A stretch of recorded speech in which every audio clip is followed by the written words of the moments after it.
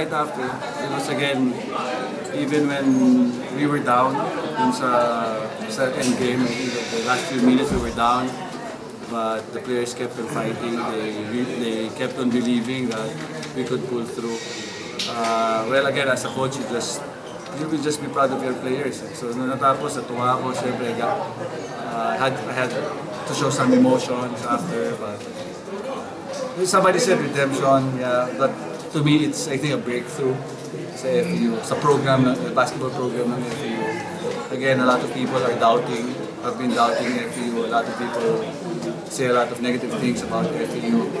Okay, every year, they say that. Even sa mga players namin, they say that. I think after last game, they were suggesting something. But I think it just showed na today it's not true. So kung ano man inisip nila sa FEU, it's not true. I think my players, my team, our team, our players has been really good ambassadors at FEU.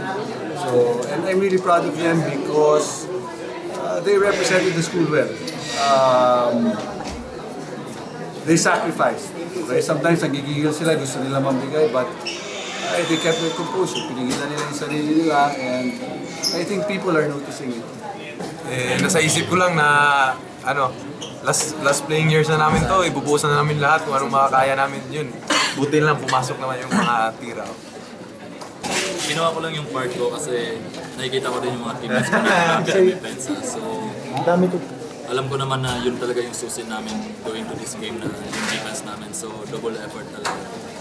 Masaya, pero normal lang. Kasi hindi ko naman iniisip talaga yun na yung score ko talaga. Darating at darating naman talaga yung pag inuha ko ng tama yung mga pinapag.